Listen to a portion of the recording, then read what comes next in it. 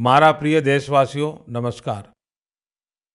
ચોમાસાની આ ઋતુમાં કુદરતી હોનાર તો દેશની કસોટી કરી રહી છે। છેલ્લા કેટલાક અઠવાડિયામાં આપણે પૂર અને ભૂસ્ખલનનો મોટો કહેર જોયો છે। ક્યાંક ઘર ઉજડી ગયા, ક્યાંક ખેતર ડૂબી ગયા, પરિવારના પરિવાર ઉજડી ગયા। પાણીના તેજ પ્રવાહમાં ક્યાંક પુલ વહી ગયા, રસ્તાઓ વહી ગયા, લોકોનું જીવન સંકટમાં ફસાઈ ગયું। આ ઘટનાઓએ દરેક હિન્દુસ્તાનીને દુઃખી કર્યો છે। જે પરિવારોએ પોતાના પ્રિયજનો ગુમાવ્યા છે, તેમનું દર્દ આપણા સૌનું દર્દ છે। જ્યાં પણ સંકટ આવ્યું, ત્યાંના લોકોને બચાવવા માટે આપણા એનડીઆરએફ, એસડીઆરએફના જવાનો, અન્ય સુરક્ષા દળો બધા દિવસ રાત લાગેલા રહ્યા। જવાનોએ ટેકનોલોજીનો સહારો પણ લીધો છે। Thermal camera, live detector, sniffer dogs અને ડ્રોન સર્વેલન્સ આવા અનેક આધુનિક સંસાધનોના સહારે રાહત કાર્યમાં ઝડપ લાવવાનો ભરપૂર પ્રયાસ કરવામાં આવ્યો। આ દરમિયાન હેલિકોપ્ટરથી રાહત સામગ્રી પહોંચાડવામાં આવી, ઘાયલોને એરલિફ્ટ કરવામાં આવ્યા। આપત્તિની ઘડીમાં સેના મદદગાર બનીને સામે આવી। સ્થાનિક લોકો, સામાજિક કાર્યકરો, ડોક્ટરો, પ્રશાસન, સંકટની આ ઘડીમાં સૌએ દરેક સંભવ પ્રયાસ કર્યો।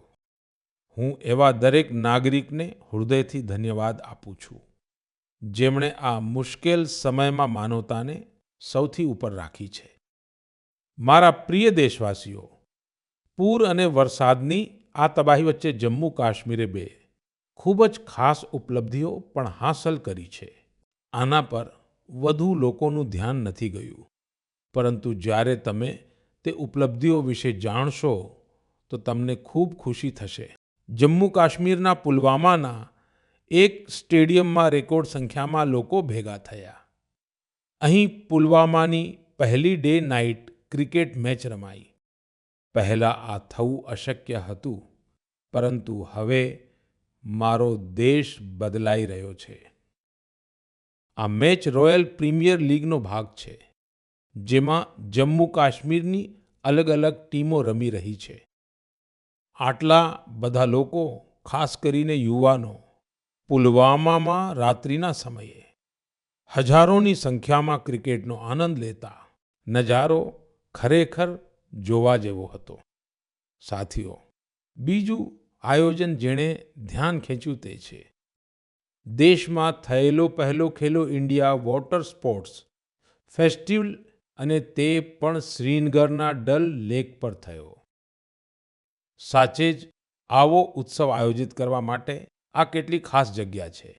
તેનો ઉદ્દેશ્ય જમ્મુ કાશ્મીરમાં વોટર સ્પોર્ટ્સને વધુ લોકપ્રિય બનાવવાનો છે। આમાં આખા ભારતમાંથી 800થી વધુ રમતવીરોએ ભાગ લીધો। મહિલા રમતવીરો પણ પાછળ નહોતી, તેમની ભાગીદારી લગભગ પુરુષોની બરાબર હતી।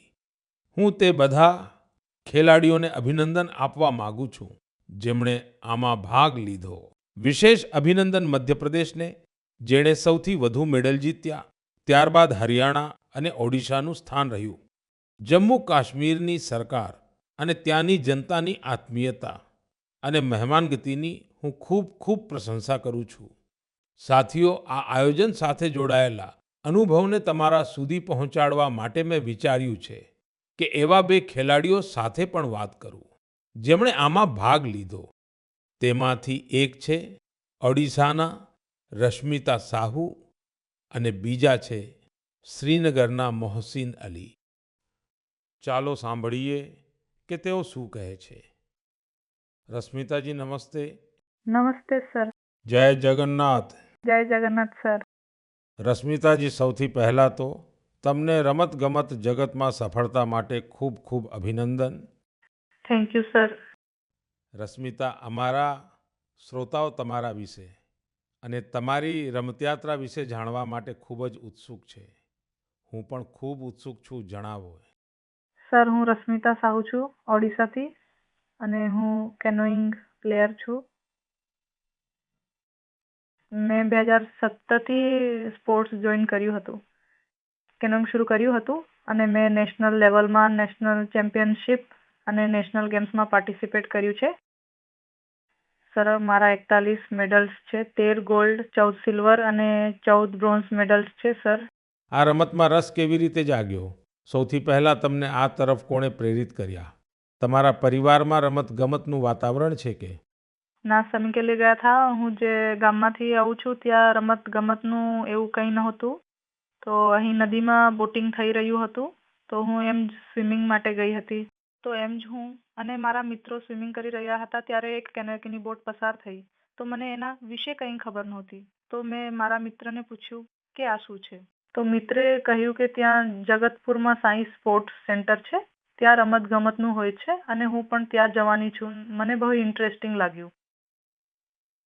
તો આ શું છે એ મને ખબર પણ નહોતી. આ તો પાણીમાં બાળકો કેવી રીતે કરે છે, બોટિંગ કરે છે. મેં એને કે મારે પણ જવું છે. કેવી રીતે જવાનું? મને તો એરે કહ્યું કે ત્યાં જઈને વાત કર. પછી હું તરત ઘરે જઈને પપ્પા મારે જવું છે, પપ્પા મારે જવું છે. પછી પપ્પા લોકો ઠીક છે કહીને લઈ આવ્યા. એ સમયે ટ્રાયલ તો નહોતો. પછી કુછ લોકોએ કહ્યું કે ટ્રાયલ ફેબ્રુઆરીમાં હોય છે, ફેબ્રુઆરી માર્ચમાં તમે ટ્રાયલના સમય આવી જજો. પછી હું ટ્રાયલના સમય આવી. અચ્છા રશ્મિતા, કાશ્મીરમાં યોજાયેલા ખેલો ઇન્ડિયા વોટર સ્પોર્ટ્સ ફેસ્ટિવલમાં તમારો પોતાનો અનુભવ કેવો રહ્યો? પહેલી વાર કાશ્મીર ગઈ હતી? હા સર, હું પહેલી વાર કાશ્મીર ગઈ હતી.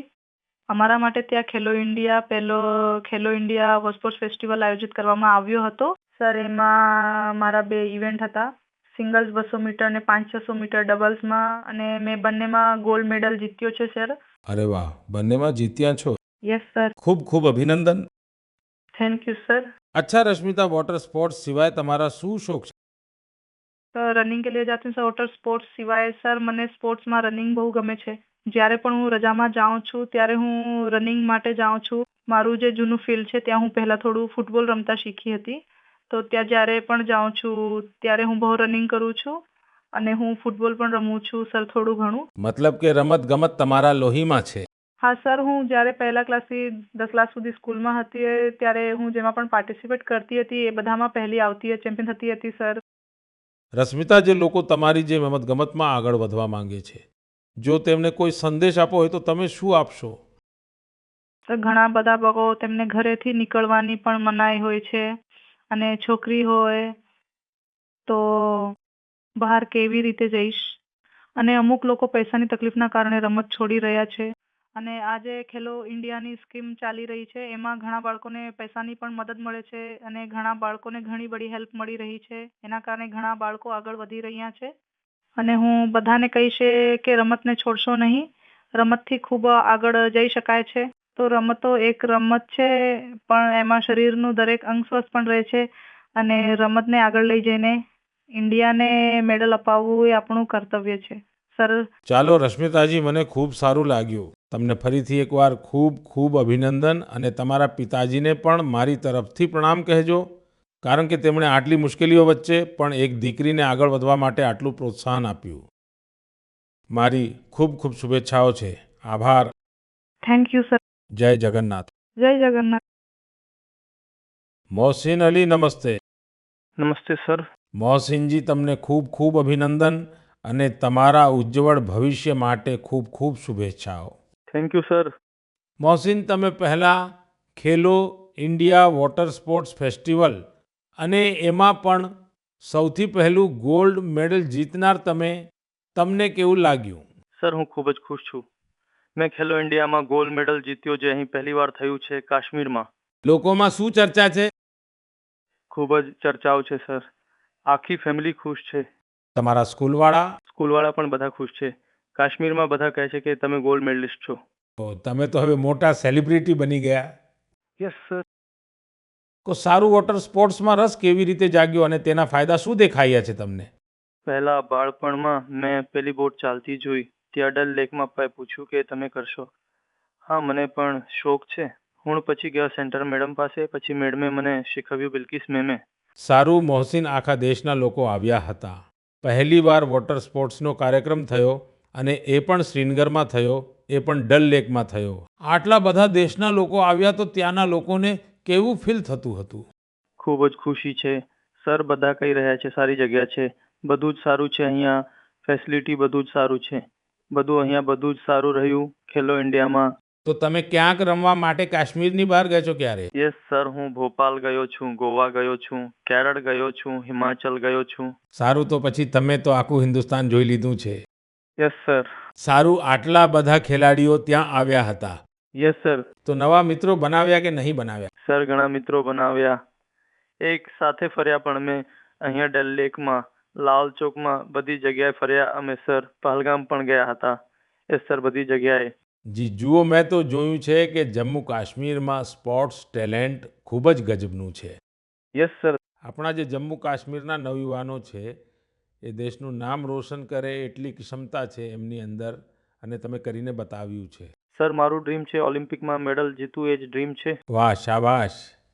એ જ ડ્રીમ છે સર. જુઓ, તમારાથી સાંભળીને જ મારા તો રૂવાડા ઊભા થઈ ગયા. સર એ જ ડ્રીમ છે મારું, ઓલિમ્પિકમાં મેડલ જીતવું, દેશ માટે નેશનલ એન્થમ વાગે, બસ એ જ ડ્રીમ છે મારું. મારા દેશના એક મજૂર પરિવારનો દીકરો આટલા મોટા સપના જુએ છે, મતલબ કે આ દેશ ખૂબ આગળ વધવાનો છે. સર ખૂબ આગળ વધવાનું છે. અમે ઇન્ડિયા ગવર્મેન્ટના આભારી છીએ જેમણે અહીંયા ખેલો ઇન્ડિયાનું આયોજન કર્યું છે. અહીંયા પહેલી વાર થયું છે. એટલે જ તો તમારો સ્કૂલમાં પણ જય જયકાર થતો હશે. Yes sir. ચાલો મોહસિન, મને તમારી સાથે વાત કરીને ખૂબ સારું લાગ્યું, અને મારી તરફથી તમારા પિતાજીને ખાસ કરીને મારો આભાર કહેજો, કારણ કે તેમણે મજૂરીનું જીવન જીવીને પણ તમારું જીવન બનાવ્યું છે, અને તમે તમારા પિતાજીના શબ્દો પર બિલકુલ આરામ કર્યા વગર 10 વર્ષ સુધી તપસ્યા કરી છે. આ એક ખેલાડી માટે ખૂબ મોટી પ્રેરણા હોય છે, અને તમારા કોચને પણ હું ખૂબ અભિનંદન આપું છું કે જેમણે તમારી પાછળ આટલી મહેનત કરી. મારી તરફથી ખૂબ ખૂબ શુભેચ્છાઓ, ખૂબ ખૂબ અભિનંદન ભાઈ. Thank you sir. નમસ્કાર સર. જય હિન્દ. સાથીઓ, એક ભારત શ્રેષ્ઠ ભારતની ભાવના, દેશની એકતા દેશના વિકાસ માટે ખૂબ જરૂરી છે, અને નિશ્ચિતપણે રમતગમત આમાં મોટી ભૂમિકા ભજવે છે. અને એટલે જ તો હું કહું છું કે જે રમે છે તે ખીલે છે. આપણો દેશ પણ જેટલી ટુર્નામેન્ટ રમશે તેટલો જ ખીલશે. તમે બંને ખેલાડીઓને અને તમારા સાથીઓને મારી ખૂબ ખૂબ શુભેચ્છાઓ. મારા વહાલા દેશવાસીઓ, તમે યુપીએસસીનું નામ તો જરૂર સાંભળ્યું હશે. આ સંસ્થા દેશની સૌથી કઠિન પરીક્ષાઓમાંથી એક સિવિલ સર્વિસીસની એક્ઝામ પણ લે છે. આપણે સૌએ સિવિલ સર્વિસીસના ટોપર્સની પ્રેરણાદાયી વાતો ઘણીવાર સાંભળી છે. આ યુવાનો મુશ્કેલ પરિસ્થિતિઓમાં અભ્યાસ કર્યા પછી પોતાની મહેનતથી આ સર્વિસમાં સ્થાન મેળવે છે. પણ સાથીઓ, યુપીએસસીની પરીક્ષાની એક સચ્ચાઈ બીજી પણ છે. હજારો એવા ઉમેદવારો પણ હોય છે જેઓ ખૂબ જ કાબેલ હોય છે. તેમની મહેનત પણ કોઈનાથી ઓછી નથી હોતી, પણ નજીવા અંતરથી તેઓ અંતિમ સૂચિ સુધી પહોંચી શકતા નથી. આ ઉમેદવારોએ બીજી પરીક્ષાઓ માટે નવેસરથી તૈયારી કરવી પડે છે. આમાં તેમનો સમય અને પૈસા બંનેનો ખર્ચ થતો હતો. એટલે હવે આવા હોનહાર વિદ્યાર્થીઓ માટે પણ એક ડિજિટલ પ્લેટફોર્મ બનાવવામાં આવ્યું છે, અને તેનું નામ છે પ્રતિભા સેતુ. પ્રતિભા સેતુમાં એ ઉમેદવારોનો ડેટા રાખવામાં આવ્યો છે જેમણે યુપીએસસીની અલગ અલગ પરીક્ષાઓના બધા ચરણ પાસ કર્યા, પરંતુ અંતિમ મેરિટ લિસ્ટમાં તેમનું નામ આવી શક્યું નહીં. આ પોર્ટલ પર 10,000થી વધુ આવા હોનહાર યુવાનોની ડેટા બેંક ઉપલબ્ધ છે. કોઈ સિવિલ સર્વિસીસની તૈયારી કરી રહ્યું હતું, કોઈ એન્જિનિયરિંગ સર્વિસીસમાં જવા માંગતું હતું, કોઈ મેડિકલ સર્વિસીસના દરેક પડાવને પાર કરી ચૂક્યું હતું, પણ ફાઇનલમાં તેમનું સિલેક્શન થયું નહીં. આવા બધા ઉમેદવારોની જાણકારી હવે પ્રતિભા સેતુ પોર્ટલ પર ઉપલબ્ધ કરાવવામાં આવી રહી છે. આ પોર્ટલથી પ્રાઇવેટ કંપનીઓ આ હોનહાર વિદ્યાર્થીઓની જાણકારી લઈને તેમને પોતાની ત્યાં નિયુક્તિ આપી શકે છે. સાથીઓ, આ પ્રયાસના પરિણામો પણ આવવા લાગ્યા છે. સેંકડો ઉમેદવારોને આ પોર્ટલની મદદથી તરત નોકરી મળી છે, અને એ યુવાનો જે નજીવા અંતરથી રહી ગયા હતા હવે આત્મવિશ્વાસ સાથે આગળ વધી રહ્યા છે. મારા પ્રિય દેશવાસીઓ, આજે આખી દુનિયાનું ધ્યાન ભારત તરફ છે. ભારતમાં છુપાયેલી સંભાવનાઓ પર દુનિયાભરની નજર છે. આનાથી જોડાયેલો એક સુખદ અનુભવ હું તમારી સાથે શેર કરવા માંગુ છું. તમને ખબર છે કે આજકાલ પોડકાસ્ટની બહુ ફેશન છે. વિવિધ વિષયો સાથે જોડાયેલા પોડકાસ્ટને જુદા જુદા પ્રકારના લોકો જુએ છે અને સાંભળે છે. પાછલા દિવસોમાં હું પણ કેટલાક પોડકાસ્ટમાં સામેલ થયો હતો. આવો જ એક પોડકાસ્ટ દુનિયાના ખૂબ જ ફેમસ પોડકાસ્ટર લેક્સ ફ્રીડમેન સાથે થયો હતો. એ પોડકાસ્ટમાં ઘણી બધી વાતો થઈ અને દુનિયાભરના લોકોએ તેને સાંભળ્યો. પણ જ્યારે પોડકાસ્ટ પર વાત થઈ રહી હતી તો વાતોમાં મેં એમ જ એક વિષય ઉઠાવ્યો હતો. જર્મનીના એક ખેલાડીએ એ પોડકાસ્ટને સાંભળ્યો અને તેનું ધ્યાન મેં તેમાં જે વાત કહી હતી તેના પર ગયું. એમણે એ ટોપિક સાથે એટલું કનેક્ટ કર્યું કે પહેલા એમણે એ ટોપિક પર રિસર્ચ કરી અને પછી જર્મનીમાં ભારતીય દૂતાવાસનો સંપર્ક કર્યો અને એમણે પત્ર લખીને જણાવ્યું કે તેઓ એ વિષયને લઈને ભારત સાથે જોડાવા માંગે છે. તમને વિચાર આવતો હશે કે મોદીજીએ પોડકાસ્ટમાં એવો કેવો વિષય કહી દીધો જે જર્મનીના એક ખેલાડીને પ્રેરિત કરી ગયો? આ કયો વિષય હતો? હું તમને યાદ કરાવું.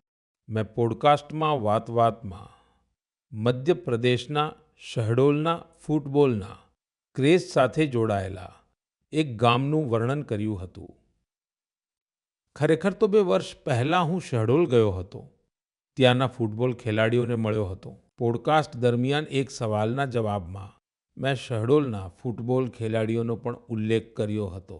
આ જ વાત જર્મનીના ફૂટબોલ ખેલાડી અને કોચ ડીટમાર બાયર્સડોર્ફરે પણ સાંભળી. શહડોલના યુવા ફૂટબોલ ખેલાડીઓની લાઈફ જર્નીએ તેમને ખૂબ પ્રભાવિત અને પ્રેરિત કર્યા. સાચે જ કોઈએ કલ્પના પણ નહોતી કરી કે ત્યાંના પ્રતિભાશાળી ફૂટબોલ ખેલાડીઓ બીજા દેશોનું ધ્યાન પોતાની તરફ આકર્ષિત કરશે. હવે જર્મનીના આ કોચે શહડોલના કેટલાક ખેલાડીઓને જર્મનીની એક એકેડમીમાં ટ્રેનિંગ આપવાનો પ્રસ્તાવ મૂક્યો છે. આ પછી મધ્યપ્રદેશની સરકારે પણ તેમનો સંપર્ક કર્યો છે. ટૂંક સમયમાં શહડોલના આપણા કેટલાક યુવા સાથીઓ ટ્રેનિંગ કોર્સ માટે જર્મની જશે. મને એ જોઈને પણ ખૂબ આનંદ થાય છે કે ભારતમાં ફૂટબોલની લોકપ્રિયતા સતત વધી રહી છે. હું ફૂટબોલ પ્રેમીઓને આગ્રહ કરું છું કે જ્યારે પણ સમય મળે ત્યારે તેઓ શહડોલ જરૂર જાય અને ત્યાં થઈ રહેલા સ્પોર્ટિંગ રિવોલ્યુશનને નજીકથી જુએ. મારા પ્રિય દેશવાસીઓ, સુરતમાં રહેતા જીતેન્દ્રસિંહ રાઠોડ વિશે જાણીને તમને ખૂબ જ સુખદ અનુભવ થશે. મન ગર્વથી ભરાઈ જશે. જીતેન્દ્રસિંહ રાઠોડ એક સિક્યોરિટી ગાર્ડ છે અને તેમણે એક એવી અદ્ભુત પહેલ કરી છે જે દરેક દેશભક્ત માટે ખૂબ મોટી પ્રેરણા છે.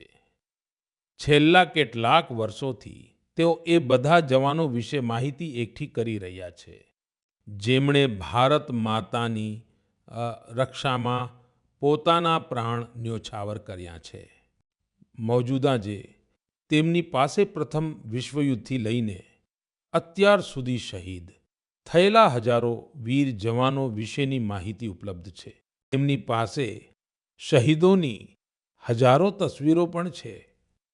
એકવાર એક શહીદના પિતાએ કહેલી વાતો તેમના હૃદયને સ્પર્શી ગઈ. શહીદના પિતાએ કહ્યું હતું, દીકરો ગયો તો શું થયું? વતન તો સલામત છે ને? આ એક વાતે જીતેન્દ્રસિંહજીના મનમાં દેશભક્તિનો એક અદ્ભુત જુસ્સો ભરી દીધો. આજે તેઓ ઘણા શહીદોના પરિવારોના સંપર્કમાં છે. તેમણે લગભગ 2,500 શહીદોના માતા પિતાના ચરણોની માટી પણ પોતાની પાસે લાવીને રાખી છે. આ સશસ્ત્ર દળો પ્રત્યે તેમના ઊંડા પ્રેમ અને લગાવનું જીવંત ઉદાહરણ છે. જીતેન્દ્રજીનું જીવન આપણને દેશભક્તિની વાસ્તવિક શીખ આપે છે.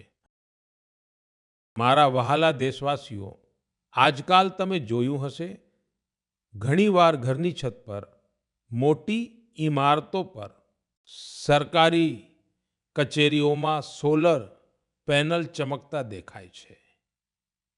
લોકો હવે તેનું મહત્વ સમજી રહ્યા છે અને ખુલ્લા મનથી અપનાવી રહ્યા છે. આપણા દેશ પર સૂર્યદેવની એટલી કૃપા છે, તો શા માટે તેમની આપલી તે ઉર્જાનો પૂરો ઉપયોગ ન કરીએ? સાથીઓ, સોલર પાવરથી ખેડૂતોનું જીવન પણ બદલાઈ રહ્યું છે. એ જ ખેતર, એ જ મહેનત, એ જ ખેડૂત, પરંતુ હવે મહેનતનું ફળ ઘણું વધારે છે. આ બદલાવ આવી રહ્યો છે સોલર પંપથી સોલર રાઈસ મિલથી. આજે દેશના ઘણા રાજ્યોમાં સેંકડો સોલર રાઈસ મિલ લાગી ચૂકી છે. આ સોલર રાઈસ મિલે ખેડૂતોની આવકની સાથે સાથે તેમના ચહેરાની રોનક પણ વધારી દીધી છે. સાથીઓ, બિહારના દેવકીજીએ સોલર પંપથી ગામનું ભાગ્ય બદલી નાખ્યું છે.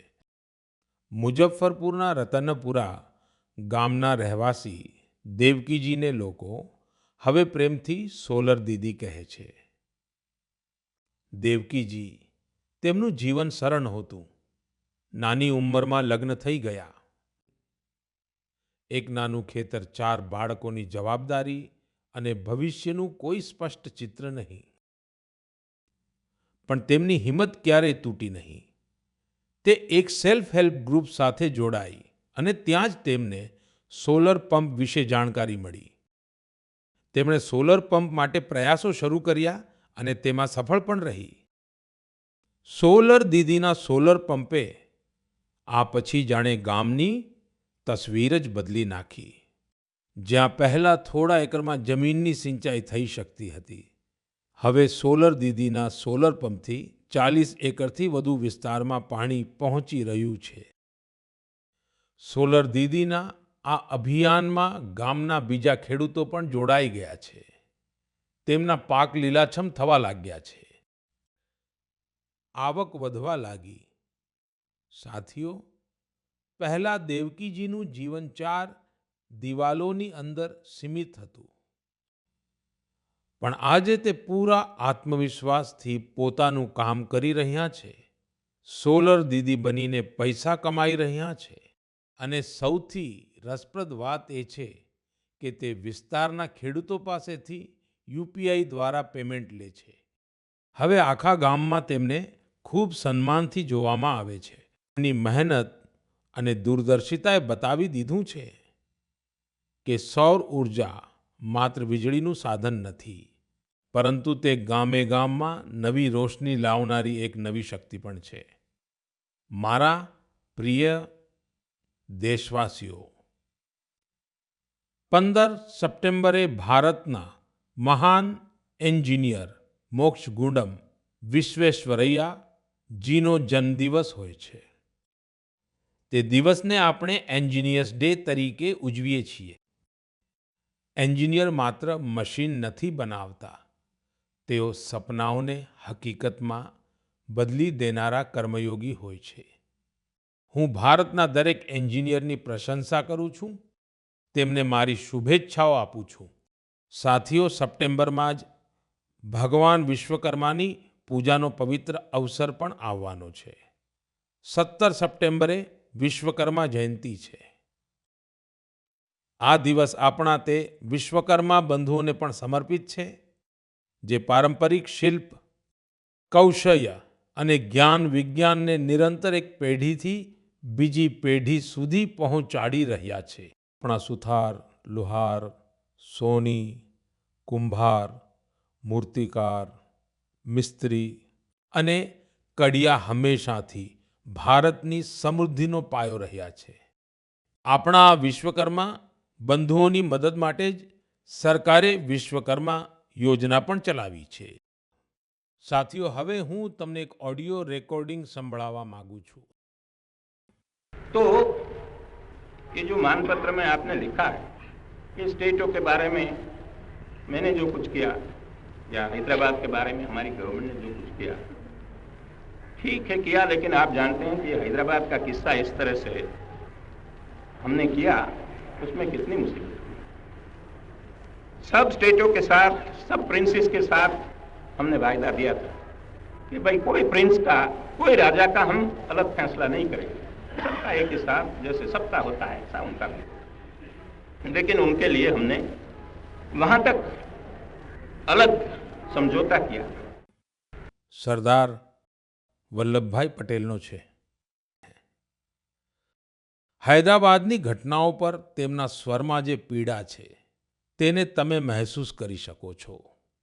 આવતા મહિને સપ્ટેમ્બરમાં આપણે હૈદરાબાદ લિબરેશન ડે પણ મનાવીશું. આ એ જ મહિનો છે જ્યારે આપણે એ બધા વીરોના સાહસને યાદ કરીએ છીએ જેમણે ઓપરેશન પોલોમાં ભાગ લીધો હતો.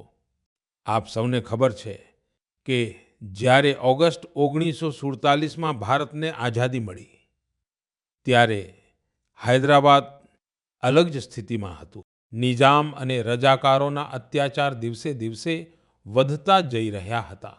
તિરંગો લહેરાવવા કે વંદે માતરમ કહેવા પર પણ મોતને ઘાટ ઉતારી દેવામાં આવતા હતા. મહિલાઓ અને ગરીબો પર અત્યાચાર કરવામાં આવતા હતા. એ સમયે બાબા સાહેબ આંબેડકરે પણ ચેતવણી આપી હતી કે આ સમસ્યા બહુ મોટી બનતી જઈ રહી છે. આખરે સરદાર પટેલે મામલાને પોતાના હાથમાં લીધો. તેમણે સરકારને ઓપરેશન પોલો શરૂ કરવા માટે તૈયાર કરી. રેકોર્ડ સમયમાં આપણી સેનાઓએ હૈદરાબાદને નિઝામની તાનાશાહીથી આઝાદ કરાવ્યું અને તેને ભારતનો ભાગ બનાવ્યું. આખા દેશે આ સફળતાનો ઉત્સવ મનાવ્યો. મારા વહાલા દેશવાસીઓ, તમે દુનિયાના કોઈ પણ ખૂણામાં જાઓ ત્યાં તમને ભારતીય સંસ્કૃતિનો પ્રભાવ જોવા જરૂર મળશે. અને આ પ્રભાવ ફક્ત દુનિયાના મોટા શહેરો સુધી સીમિત નથી, પરંતુ તેને નાના નાના શહેરોમાં પણ જોઈ શકાય છે. ઇટલીના એક નાના શહેર કેમ્પ રોતોન્દોમાં આવું જ જોવા મળ્યું છે. અહીં મહર્ષિ વાલ્મીકીજીની પ્રતિમાનું અનાવરણ કરવામાં આવ્યું. આ કાર્યક્રમમાં ત્યાંના સ્થાનિક મેયર સહિત ક્ષેત્રની અનેક અગત્યની વ્યક્તિઓ પણ સામેલ થઈ. કેમ્પ રોતોન્દોમાં રહેતા ભારતીય મૂળના લોકો મહર્ષિ વાલ્મીકીજીની પ્રતિમા સ્થાપિત થવાથી ખૂબ ખુશ છે. મહર્ષિ વાલ્મીકીના સંદેશા આપણને સૌને ખૂબ પ્રેરણા આપે છે. સાથીઓ, આ મહિનાની શરૂઆતમાં કેનેડાના મિસિસાગામાં પ્રભુ શ્રી રામની 51 ફૂટ ઊંચી પ્રતિમાનું પણ અનાવરણ કરવામાં આવ્યું છે. આ આયોજનને લઈને લોકોમાં ખૂબ ઉત્સાહ હતો. સોશિયલ મીડિયા પર પ્રભુ શ્રી રામની પ્રતિમાના વિડીયોઝ ખૂબ શેર કરવામાં આવ્યા. સાથીઓ, રામાયણ અને ભારતીય સંસ્કૃતિ પ્રત્યેનો આ પ્રેમ હવે દુનિયાના દરેક ખૂણે પહોંચી રહ્યો છે. રશિયામાં એક પ્રખ્યાત સ્થળ છે વ્લાદિવોસ્તોક. ઘણા લોકો તેને એવી જગ્યા તરીકે જાણે છે જ્યાં શિયાળામાં તાપમાન -20 થી -30 ડિગ્રી સેલ્સિયસ સુધી ઘટી જાય છે. આ મહિને વ્લાદિવોસ્તોકમાં એક અનોખું પ્રદર્શન યોજાયું. તેમાં રશિયન બાળકો દ્વારા રામાયણની અલગ અલગ થીમ પર બનાવેલી પેઇન્ટિંગ્સને પણ શોકેસ કરવામાં આવી. અહીં એક કોમ્પિટિશનનું પણ આયોજન થયું. દુનિયાના અલગ અલગ ભાગોમાં ભારતીય સંસ્કૃતિ પ્રત્યે વધતી જાગૃતતા જોઈને ખરેખર ખૂબ પ્રસન્નતા થાય છે. મારા પ્યારા દેશવાસીઓ, મન કી બાતમાં આ વખતે આટલું જ. આ સમય દેશભરમાં ગણેશ ઉત્સવની ધૂમ છે. આવનારા દિવસોમાં ઘણા બધા તહેવારોની રોનક હશે. આ તહેવારોમાં તમારે સ્વદેશીની વાત ક્યારેય ભૂલવાની નથી. ઉપહાર એ જ જે ભારતમાં બન્યો હોય, પહેરવેશ એ જ જે ભારતમાં વણાયો હોય, સજાવટ એ જ જે ભારતમાં બનેલા સામાનથી હોય, રોશની એ જ જે ભારતમાં બનેલી ઝાલરોથી હોય, અને બીજું આવું ઘણું બધું જીવનની દરેક જરૂરિયાતમાં બધું જ સ્વદેશી હોય. ગર્વથી કહો આ સ્વદેશી છે. ગર્વથી કહો આ સ્વદેશી છે. ગર્વથી કહો આ સ્વદેશી છે. આ ભાવ લઈને આપણે આગળ વધવાનું છે. એક જ મંત્ર વોકલ ફોર લોકલ, એક જ રસ્તો આત્મનિર્ભર ભારતો, એક લક્ષ્ય વિકસિત ભારતો. સાથીઓ, ખુશીઓની વચ્ચે આપ સૌ સ્વચ્છતા પર ભાર મૂકતા રહેજો, કારણ કે જ્યાં સ્વચ્છતા છે ત્યાં તહેવારોનો આનંદ પણ વધુ વધી જાય છે. સાથીઓ, મન કી બાત માટે મને આ જ રીતે મોટી સંખ્યામાં તમારા સંદેશા મોકલતા રહેજો. તમારું દરેક સૂચન આ કાર્યક્રમ માટે ખૂબ જ મહત્વપૂર્ણ છે.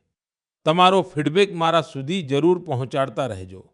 આવતી વખતે જ્યારે આપણે મળીશું ત્યારે હજી પણ નવા વિષયો પર ચર્ચા થશે. ખૂબ ખૂબ આભાર. નમસ્કાર.